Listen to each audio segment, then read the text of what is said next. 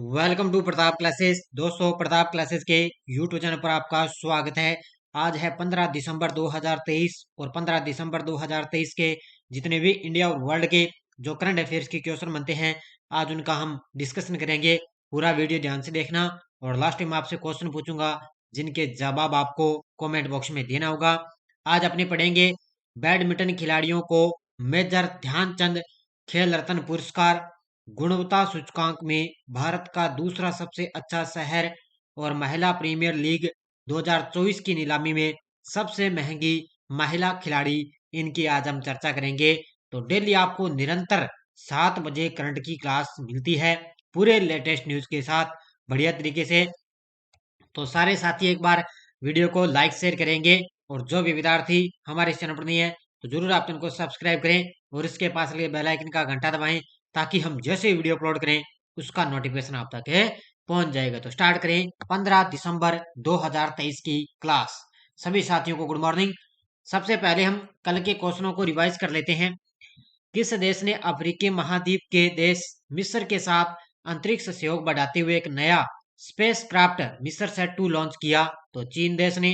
भारत और किस देश के बीच तनावपूर्ण संबंधों और शेड्यूलिंग मुद्दों के कारण भारत ने क्वाड शिखर सम्मेलन की बैठक स्थगित की? तो भारत और अमेरिका के बीच। हाल ही में केएस रेड्डी को किस शहर का नया पुलिस आयुक्त नियुक्त किया गया? हैदराबाद शहर का। 2024 में संयुक्त राष्ट्र जलवायु परिवर्तन सम्मेलन COP29 की मेजबानी कौन सा देश करेगा? तो वो करेगा अजरबैजान। अजंता एलोरा फिल्म महोत्सव में किस गीतकार पटकथा लेखक को पद्मा पाणी लाइफ टाइम अचीवमेंट पुरस्कार से सम्मानित किया जाएगा? जावेद अख्तर को। भारतीय सेना ने 10 दिसंबर 2023 को कारगिल विजय के उपलक्ष्य में ऑनर रन का आयोजन कहाँ किया? नई दिल्ली में। पीएम मोदी की नमो ड्रोन दीदी कृषि ड्रोन के साथ कितने हजार महिला को स्वयं सहायता समूह को ड्रोन प्रदान करने की योजना है? तो यह है 15,000 महिलाओं को स्वयं सहायता समूह को ड्रोन प्रदान करने की योजना है।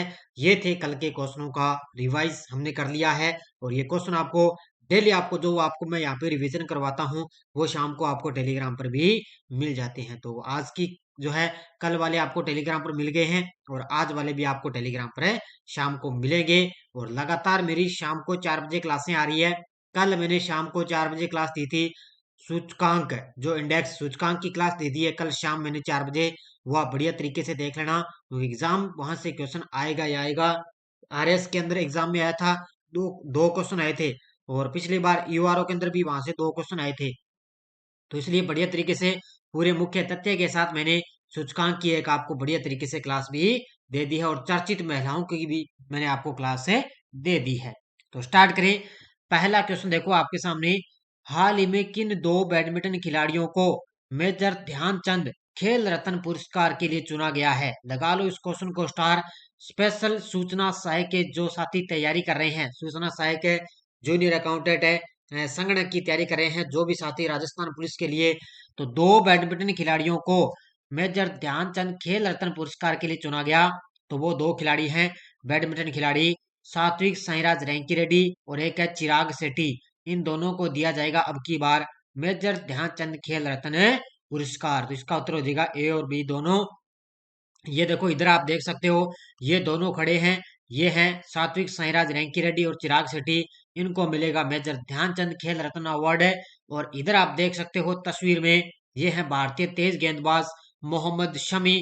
इनको दिया जाएगा अर्जुन अवार्ड। कौन सा मिलेगा? अर्जुन अवार्ड इनको दिया जाएगा। और मेजर ध्यानचंद खेल रत्न अवार्ड दिया जाएगा सात्विक साईराज रैंकी रेड्डी और चिराग शेट्टी को। देखो मुख्य तथ्य, मेजर ध्यानचंद खेल रत्न पुरस्कार सात्विक साईराज रैंकी रेड्डी और चिराग शेट्टी बैडमिंटन के हैं। मोहम्मद शमी के अलावा 16 अन्य खिलाड़ियों को अर्जुन पुरस्कार के लिए नामांकित किया गया है। मोहम्मद शमी को तो दिया ही जाएगा लेकिन इसके अलावा भी 16 जो अन्य खिलाड़ी हैं उनको भी अर्जुन पुरस्कार दिया जाएगा क्योंकि शमी ने टूर्नामेंट में 7 मैचों में सबसे ज्यादा 24 विकेट लिए थे। आपको पता है जो अभी आईसीसी वर्ल्ड कप चला था ना, वहां पर मोहम्मद शमी ने 7 मैचों के अंदर 24 विकेट लिए थे। इसके अलावा आपको याद रखना है कि ध्यानचंद लाइफ लाइफ टाइम पुरस्कार किसको दिया गया? तो ये कविता खिलाड़ी हैं कबड्डी से, मंजूषा कंवर बैडमिंटन से और विनीता कुमार शर्मा हॉकी से। इन तीनों खिलाड़ियों को दिया गया है ध्यानचंद लाइफ टाइम पुरस्कार।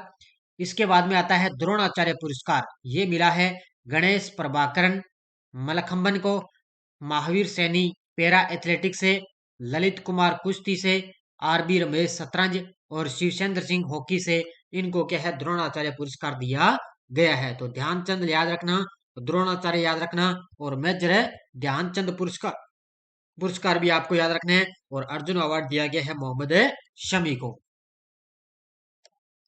अगला क्वेश्चन देखो, हाल ही में WTA player of the year पुरस्कार 2023 किसने जीता है? हाल ही में WTA player of the year पुरस्कार 2023 जीता इग्गा स्विस्टिक ने। किसने जीता है? आपको पता है टेनिस की नंबर 1 खिलाड़ी ये है इग्गा स्विस्टिक है, और इन्होंने अब की बार है WTA player of the year पुरस्कार 2023 से जीता है। किसने? इग्गा स्विस्टिक ने। देखो मुख्य तथ्य देखो, लगातार दूसरे साल सत्र के आखिरी में नंबर 1 रैंकिंग हासिल करके पोलैंड की है इग्गा स्विस्टिक ने लगातार दूसरी बार WTA वर्ष की सर्वश्रेष्ठ खिलाड़ी का पुरस्कार है हासिल किया, और ऐसा करने वाली वह सेरेना विलियम्स के बाद दूसरी महिला टेनिस खिलाड़ी बन चुकी है। तो पहली है सेरेना विलियम्स और दूसरी बन गई इग्गा स्विस्टिक है। इग्गा स्विस्टिक वर्तमान में इन्फोसिस की ब्रांड एम्बेसडर है। जो इन्फोसिस कंपनी है ना, उसकी वर्तमान में इग्गा स्विस्टिक ब्रांड एम्बेसडर है। दक्षिण भारत के महान संत दार्शनिक तिरुवल्लुवर की प्रतिमा का अनावरण 10 दिसंबर 2023 को कहाँ किया गया? ये किया गया इनका फ्रांस के अंदर। कहाँ पर किया गया है? तो दक्षिण भारत के महान संत है दार्शनिक जिनका नाम है तिरुवल्लुवरम, तो इनकी प्रतिमा का अनावरण फ्रांस के अंदर 10 दिसंबर 2023 को किया गया। ये तस्वीर में आप देख सकते हो, और हमारे देश के प्रधानमंत्री मोदी जी ने इनकी प्रतिमा की प्रशंसा की है। देखो ये फ्रांस के सेरगी में तमिल कवि और दार्शनिक तिरुवल्लुवर की प्रतिमा का 10 दिसंबर 2023 को अनावरण किया गया। तिरुवल्लुवर दक्षिण भारत के महान संत थे, और इन्हें दक्षिण भारत का कबीर भी कहा जाता है। दक्षिण भारत का उनको कबीर कहा जाता है। तिरुवल्लुवर ने संगम साहित्य में तिरुक्कुरल या कुराल की रचना की थी, और प्रधानमंत्री मोदी जी ने फ्रांस के सेरगी में तमिल कवि और दार्शनिक तिरुवल्लुवर की प्रतिमा के अनावरण की प्रशंसा की है। तो ये आपको याद रखना है। संयुक्त राष्ट्र की एक नई रिपोर्ट के अनुसार कौन सा देश दुनिया में अफीम का सबसे बड़ा स्रोत बनकर उभरा है? तो अफीम दुनिया में अफीम का सबसे बड़ा स्रोत बनकर उभरा है म्यांमार देश। किसके अनुसार? संयुक्त राष्ट्र की एक नई रिपोर्ट आई है, तो उसके अनुसार म्यांमार देश है वो अफीम का सर्वश्रेष्ठ बड़ा देश बनकर उभरा है। ये तस्वीर में आप देख सकते हो, इस तरह होती है अफीम की खेती। देखो संयुक्त राष्ट्र की एक रिपोर्ट के अनुसार म्यांमार 2023 में अफगानिस्तान को पछाड़कर दुनिया में अफीम का सबसे बड़ा स्रोत बनकर उभरा है। किसको पछाड़ा है? अफगानिस्तान को। इस परिवर्तन का श्रेय म्यांमार के गृह युद्ध के कारण लगातार तीसरे वर्ष बढ़ती खेती और अफगानिस्तान में अफीम की खेती में उल्लेखनीय गिरावट को दिया गया। यानी कि अफगानिस्तान में अंदर अफीम की खेती में गिरावट आ गई, और म्यांमार के अंदर क्या है, गृह युद्ध के कारण लगातार तीसरे वर्ष बढ़ती खेती, यानी कि ज्यादातर अफीम की खेती वहां पर बढ़ी थी, इसलिए म्यांमार है वो अफीम का सबसे बड़ा स्रोत है बनकर उभरा है। महिला प्रीमियर लीग 2024 की नीलामी में सबसे महंगी अनकैप्ड खिलाड़ी कौन बनी है? महिला प्रीमियर लीग 2024 की नीलामी में सबसे महंगी अनकैप्ड महिला खिलाड़ी कौन बन गई? वो बन चुकी है Kashvi Gautam. Option number D. कौन बन गई? ये देखो तस्वीर में आप देख सकते हो, काशवी गौतम है। ये क्या है? 2024 की नीलामी में सबसे महंगी अनकैप्ड खिलाड़ी बन चुकी है। अब अनकैप्ड का मतलब ये होता है यानी कि पहली बार सबसे महंगी खिलाड़ी ये चुनी गई है, यानी कि पहली बार मैच भी इन्होंने पहली बार इसके अंदर प्रवेश किया है। महिला प्रीमियर लीग 2024 की नीलामी में सबसे महंगी अनकैप्ड खिलाड़ी चंडीगढ़ की है तेज गेंदबाज काशवी गौतम बनी। गुजरात जायंट्स ने काशवी गौतम को 2 करोड़ रुपए में खरीदा है। महिला प्रीमियर लीग 2024 में इसका दूसरा संस्करण में 5 टीमें भाग लेगी। तो आपको पता है पहली बार 2023 के अंदर पहला इसका संस्करण हुआ था, जिसके अंदर मुंबई इंडियंस जीती थी, और अब 2024 के अंदर इसका दूसरा संस्करण होगा, और इसके अंदर 5 टीमें भाग लेंगी। और इसके अंदर सबसे महंगी खिलाड़ी कौन चुनी गई? ये 21वीं गौतम में चुनी गई है। और ये इसमें पहला संस्करण हुआ था ना, जो सबसे पहली महंगी खिलाड़ी हुई थी पहले संस्करण में, वो थी स्मृति मंदाना। और ये यूआरओ के अंदर क्वेश्चन इसका आया था, ध्यान रखना। मर्सर के 2023 गुणवत्तापूर्ण जीवन सूचकांक के अनुसार किस शहर ने दूसरा सबसे अच्छा स्थान हासिल किया है? मर्सर के 2023 गुणवत्तापूर्ण जीवन सूचकांक के अनुसार किस शहर ने दूसरा सबसे अच्छा स्थान हासिल किया? ये किया है पुणे शहर ने। किसने किया है? पुणे शहर ने सबसे अच्छा स्थान हासिल किया है। पहला स्थान था इसके अंदर हैदराबाद का और दूसरा स्थान है पुणे का। देखो, मर्सर द्वारा लिविंग सिटी की गुणवत्ता सूचकांक में पुणे को 154वें स्थान पर रखा गया।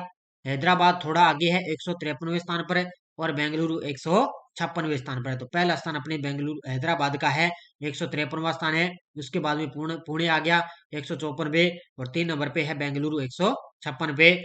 2023 सूचकांक के अनुसार वियन्ना ऑस्ट्रेलिया सबसे टॉप पर है, ये ऑस्ट्रिया। फिर है ज्यूरिख स्विट्जरलैंड, और उसके बाद में है वैंकूवर कनाडा ने उसी क्रम में वैश्विक स्तर पर शीर्ष स्थान है हासिल किया। सबसे टॉप पर है वियन्ना ऑस्ट्रिया में। और ये सूचकांक का क्वेश्चन आज फिर आ गया, और मैंने आपको कल अलग से भी क्लास दे दी बढ़िया तरीके से।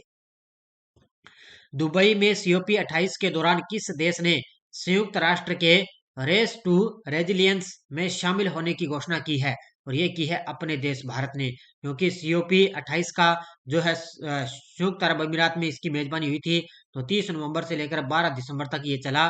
उसी के दौरान संयुक्त राष्ट्र के रेस टू रेजिलियंस में शामिल होने की घोषणा की किसने?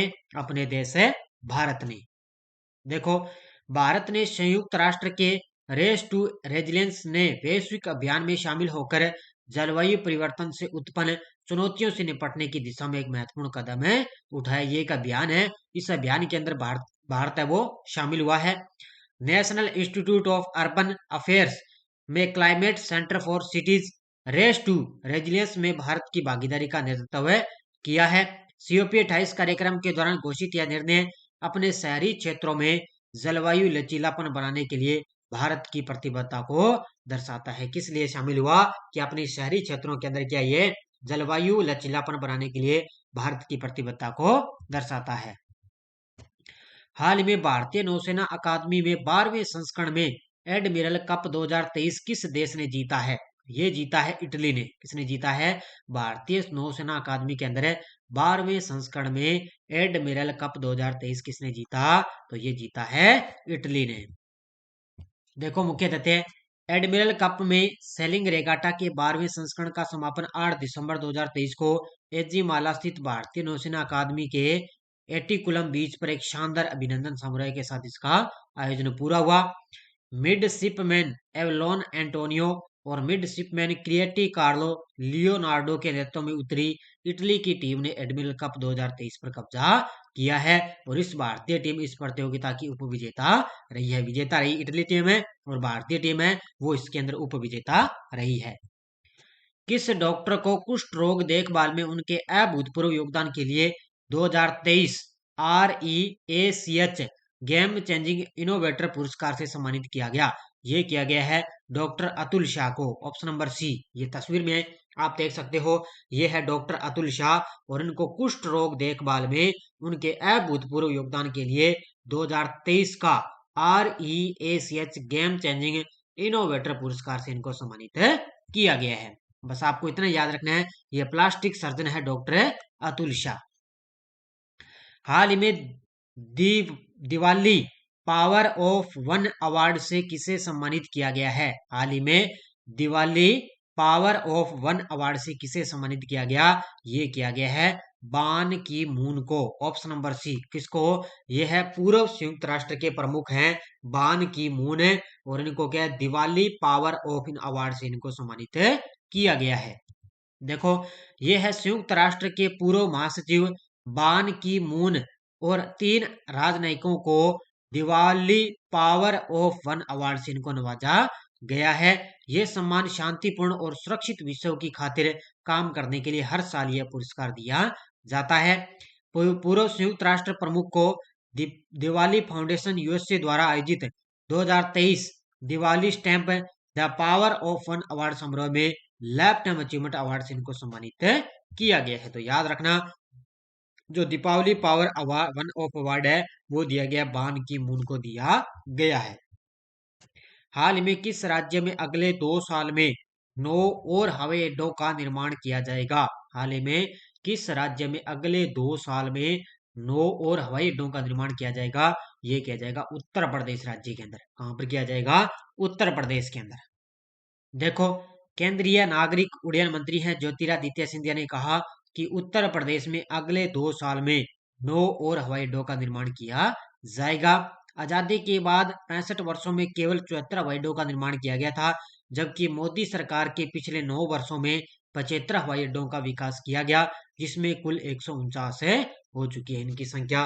देखो, पिछले 65 वर्षों में 74 हवाई अड्डों निर्माण बने थे, लेकिन मोदी सरकार ने पिछले 9 वर्षों के अंदर भी 75 हवाई अड्डों का विकास है कर दिया, और अभी भी अगले 2 सालों के अंदर उत्तर प्रदेश में 9 और हवाई अड्डों का निर्माण किया जाएगा।